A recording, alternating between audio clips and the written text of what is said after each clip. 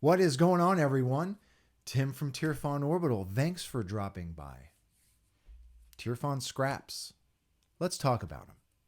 All right, so if you haven't read the description or the title of the video yet, this is for a Tierfon Orbital Scrapflex. So I offer, let me try that again. I offer a number of different versions of this Scrapflex. Okay, I offer a clean version, a weathered version, a hybrid chassis version, and a regular installed version. This is for a hybrid chassis weathered version of this Hilt, right? I know that I've talked about this build before. Actually, I think I recently just did a video on a build, but I want to talk about this particular one again. This is a weathered variety, and obviously we are going to come into Fusion and talk about the chassis as well, right? I love building these. They are a lot of fun. They are, however, time consuming, right? So whenever an order is placed for these, it's not like I have them on hand ready to ship, right? It takes a little bit of time to build them. I do keep a little bit of parts in stock here, but for the most part, you know, it takes time to build them, right? And on top of that, I've got installs that I'm navigating, like regular commissions that I'm navigating, and I also have a regular job. So anyhow, I want to come into Fusion and talk about this chassis. I know I have done it in the past, but we're gonna go over it again. All right, we're gonna come into Fusion, talk about the chassis, and then we will come up top and I will talk about what goes into this weathered Tierfon Scrapflex build. Right. So now that my rambling is done, let's come into Fusion. Okay, so here we are in Fusion. This is the hybrid chassis that I have designed for this Hilt. So what is a hybrid chassis? To me, a hybrid chassis is exactly what it sounds like. It's a mixture of different parts and different mediums as far as chassis are concerned, right? So I've got a brass. Other than that, this is actually like when you boil it, like when it boils down to it, this is a very, very simple chassis. It just has a brass board and a brass battery cover and 2 brass greeblies. That's it, really, right? But because there is so much room on the inside of a Graflex, like a Graflite grip, there's a lot of room to play with, right? So there's a huge battery cover here. This is done in brass with some greebly work on top. Okay, and then around back, I've got a very simple brass board cover. Okay, so I don't think I've talked about this a lot in the past, but one of the things that you gotta take into account when you're designing parts like this is you've got to slice your board cover and your battery cover around the circumference of this chassis correctly, and you know, through a long process of trial and error, I figured out what tolerances work as far as brass printing and what don't. Right, so essentially, you don't want all of these parts to be exact, like the exact same diameter. You want a little bit of play, right? So if this diameter is 13.5 millimeters squared, and this is 13.5 millimeters squared exactly, the parts, because of like tolerance with lost wax casting brass parts, they would fit together, but there would probably be an overhang.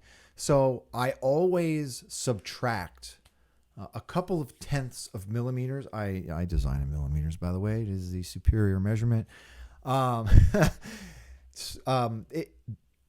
Because I want a little bit of play, right? I subtract a couple of tenths off the top, right? That was probably incredibly confusing the way I described that. But essentially, what I'm saying is you don't want the parts to be exact. You want to give it a little bit of play, okay? And Apollo is pissed off right now. He wants me to pay attention to him. Hey, buddy. Anyway, so that's when I go about designing brass parts, I always keep that in mind. And because I've done a few of them now, I know which tolerances work for me, okay? Same thing with this board cover. This one was a little bit more tricky because it's not a complete half circle, right? So essentially, I'm just drawing into my model, making a cut, and then, you know, shaping everything around the indentation. Okay. Both of these parts fit into place with rectangular neodymium magnets. I like using rectangular, larger magnets on the chassis side because they are stronger, and then I can get away with using thinner rectangular ones on the brass parts, right? And that's it. So both of those fit into place with magnets. Fully enclosed 28 millimeter speaker at the bottom here. Here is our battery tray, obviously. I've got 2 channels at the bottom here where I bring my power from my kill switch as well as my negative battery lead and speaker leads as well. So they all come up into this board chamber. A little bit of greebly work on both sides of the chassis. Okay, and then I also have 2 rectangular LEDs on each side just for some extra accent. I did also design, this is actually part of my greebly library. I've had this one for a while. This is just a simple brass greebly. I print them in brass, and then they are just stuck, CA glued to the side of the chassis. Okay, kill switch is down in here. It is covered by this board cover, but you can still access it with the board cover in place.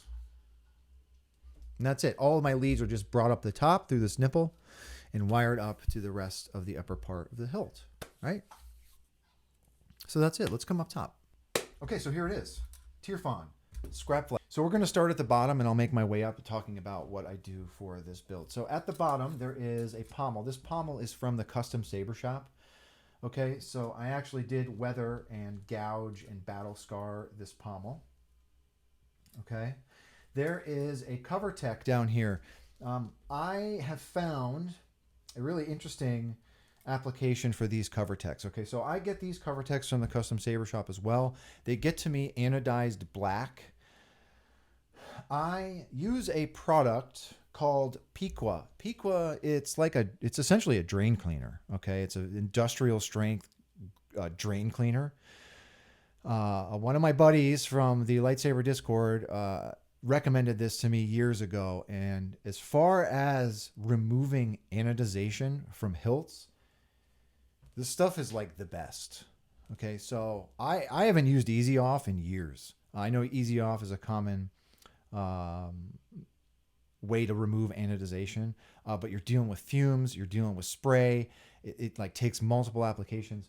So this Piqua drain cleaner, it's a liquid, and when I've got an anodized part, I protect the threads, and then I dump the whole part into a scientific or food safe jar. Not food safe, obviously, but I've got like glass jars that you use for that they use in labs. Huge, it's a huge jar, and I just drop the whole part in there. I wait like 5 or 10 minutes, and anodization is gone. It's just completely stripped from the part. So this stuff is pretty fantastic as far as prepping parts goes. Obviously, you can't it's limited to like what parts of the hilt are anodized. Like I wouldn't want to dunk an entire hilt in this vat of drain cleaner. But as far as this cover tech wheel goes, so I put that whole thing into that Piqua drain cleaner. And what happens is it gives this really interesting coating. It's a dull gray coating.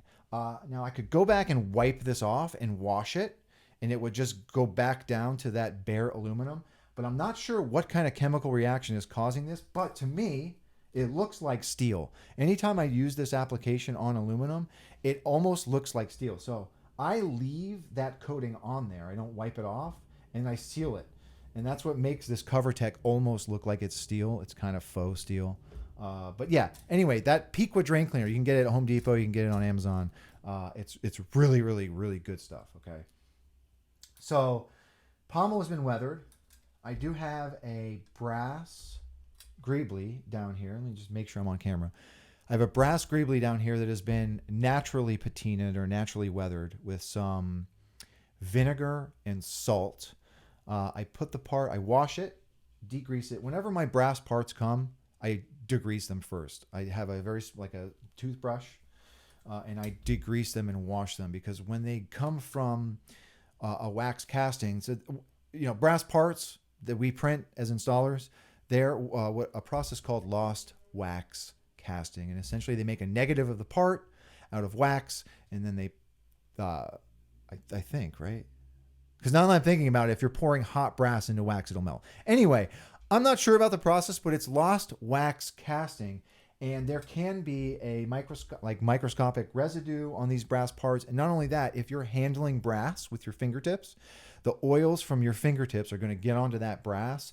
And when you go back to try and weather it, it's not going to weather properly because there's chemicals and grime on it. So all of my brass parts, whenever they come in, I degrease them, clean them, and when I'm weathering them, I wear gloves just to not make sure I don't get my oils on it, so it weathers evenly. Okay. With this one, I put it in a very small mason jar with a paper towel at the bottom that's been soaked in vinegar. I suspend the part over the vinegar, and I also put very like salt dust in there as well. It just helps to speed up the process, and that salt really does give you this crusty green patina in there. Okay. There is a brass ring down here that I designed, just a brass greebly ring that slides all the way down the grip and is glued in place. Here is our Graflite grip. Okay, I use these mainly for all of these. In fact, they're always Graflite grips, right? These are still relatively easy to find on eBay. So this is a Graflite grip that has been married into a Graflex 2.0 adapter. This is from the Custom Saber Shop, okay? And that is how we thread into this upper Graflex 2.0 blade holder, okay? At the top, this is a full upper Graflex replica from the Graflex Shop that I cut, right? I cut it almost in half, all right?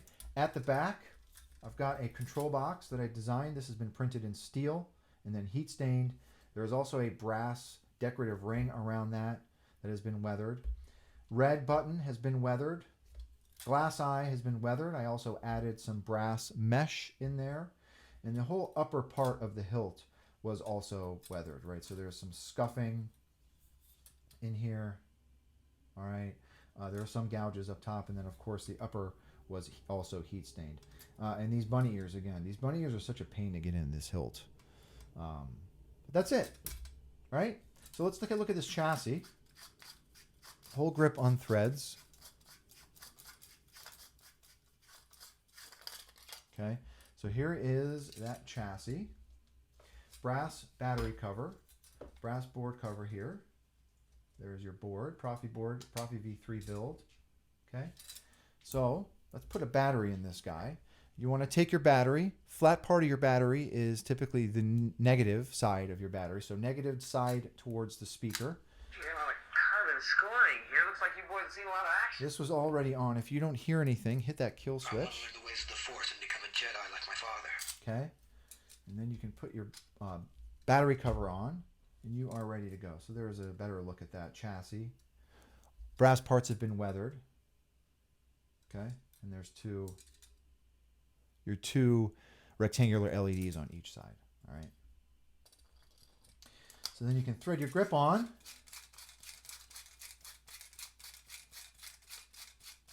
And you are ready to go. This side button here is your aux. This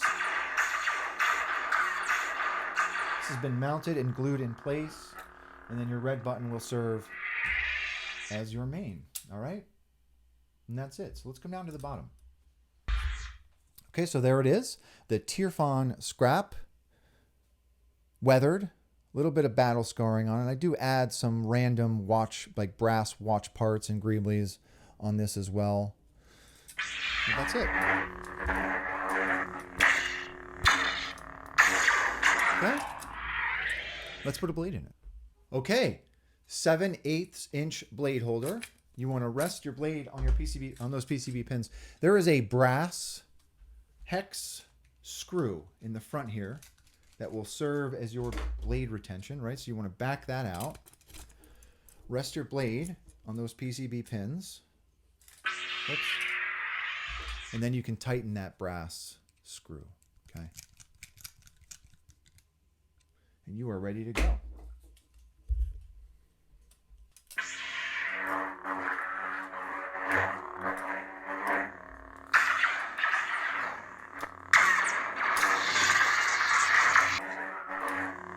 The wisdom of a Jedi Knight.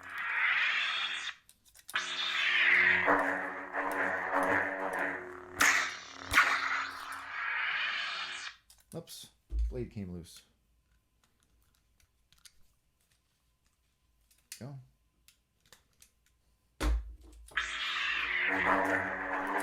Okay. Let's see what else we got on here. Young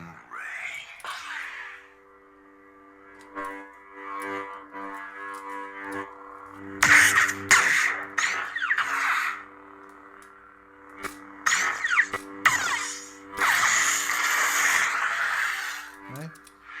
One more. I'll never join you. Knew the power.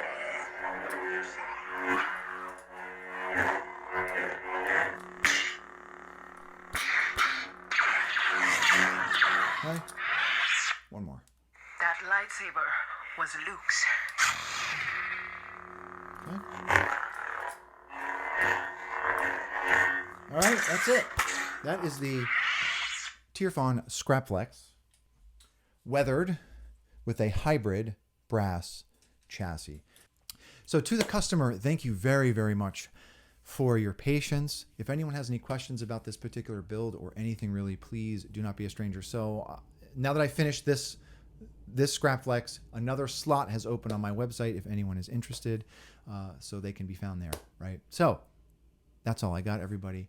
Thank you very much for your support and for watching. And with that being said, may the force be with you always. Have a good one, everybody.